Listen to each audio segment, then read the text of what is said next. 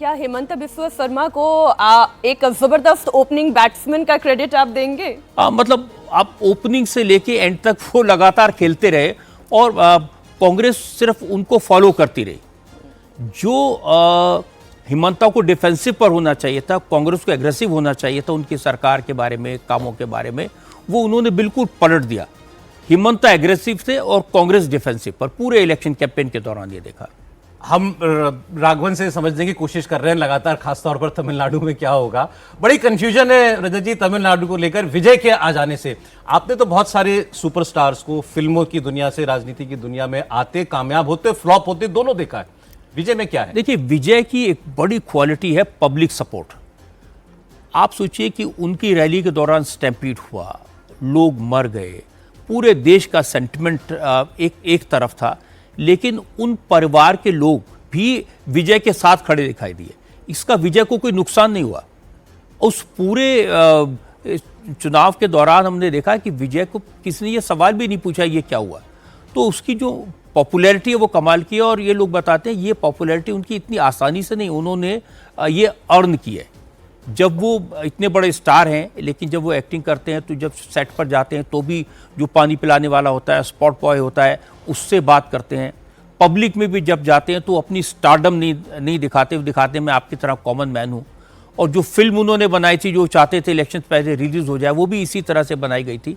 तो public sentiment विजय के साथ है, अब उसको कितना कन्वर्ट कर सकते हैं वोटों में, सीटों में, ये चैलेंज है। एक विजय को लेकर और सवाल है, ये जो उन्होंने स्ट्रैटेजी अपनाई कि चुनाव से पहले उन्होंने कोई इंटरव्यू नहीं दिया, जितनी भी वो रैली कर रहे थे, अपने या फैन क्लब को कहें उसे वो संबोधित कर रहे थे, लेकिन मीडिया से उन्होंने दूरी बनाए रखी। ये स्ट्रैटेजी कैसे काम करती है? मुझे लगता है उनको लगता है मीडिया में जाएंगे, कुछ बात कह देंगे, कंट्रोवर्सी हो जाएगी। अच्छा, वो कोई देश की राजनीति के प्रति या तमिलनाडु की राजनीति के प्रति इतने अवेयर भी नहीं है। कोई ऐसे इश्यूज पूछें जिनके उनके मुंह से कोई बात निकल जाए जिसका उनको नुकसान हो, तो ये उन्होंने केयरफुली किया है। रजत जी, प्रदीप जी, आलोक जी, अजीत जी भी स्टूडियो में हैं और देवेंद्र पराशर हमारे साथ हैं। इतने खामोश तो नहीं रहते आमतौर पे ये जितने भी हैं। नहीं, सबसे पहले तो मुझे वही पूछना था, जैसे दो चीज़ पिछले एक महीने में लगभग सबसे ज़्यादा मुझसे पूछा गया, उसमें पहली बात तो कि ये कि रजत जी कहाँ हैं, और दूसरा कि बंगाल इलेक्शन में क्या होगा। तो बंगाल इलेक्शन के लिहाज से सर अगर समझें कि क्या पहले का जो पैटर्न ममता बनर्जी का रहा है, इस बार का उनका इलेक्शन लड़ने का ढंग वो डिफेंसिव नज़र ज़्यादा आ रहा था या वैसे ही एग्रेसिवनेस नज़र आ रहा है पहले के चुनाव की तरह? नहीं, दोनों चीज़ थी ममता के। देखिए, शुरू में तो SIR को लेकर बहुत एग्रेसिव थी, लोगों का सेंटिमेंट उन्होंने इस्तेमाल करने की कोशिश की, लेकिन जो डर है वो अंदर है। वो डर उनकी बातों में, उनकी चीज़ों में रिफ्लेक्ट हो रहा है। जो भी वो कहती हैं उसमें ये डर रिफ्लेक्ट होता है कि ये बीजेपी वाले आ जाएंगे, और उनको लग रहा है आज आ जाएंगे।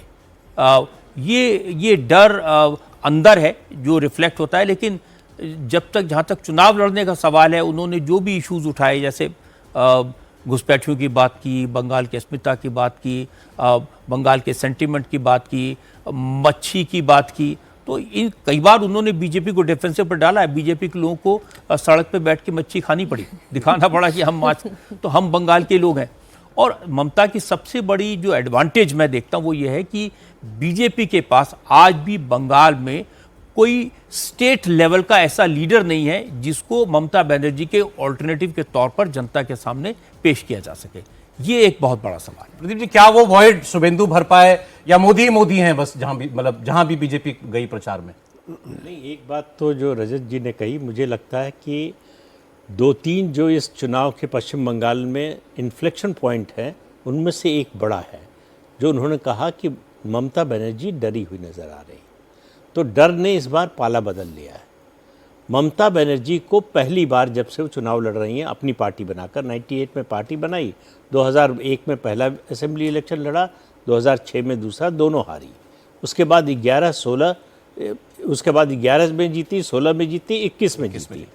लेकिन आपने ममता बनर्जी के मन में, उनके चेहरे से या उनकी बातों से कभी ये नहीं देखा होगा कि उनको हार का डर सता रहा है, कि वो हार जाएंगी। ये पहली बार दिखाई दे रहा है। और ये बहुत बड़ा शिफ्ट है पश्चिम बंगाल की राजनीति में, क्योंकि दो ध्रुवीय हो गई है पश्चिम बंगाल की राजनीति, टीएमसी और बीजेपी। सीपीएम और कांग्रेस जो है वो तो हाशिए पर चले गए हैं।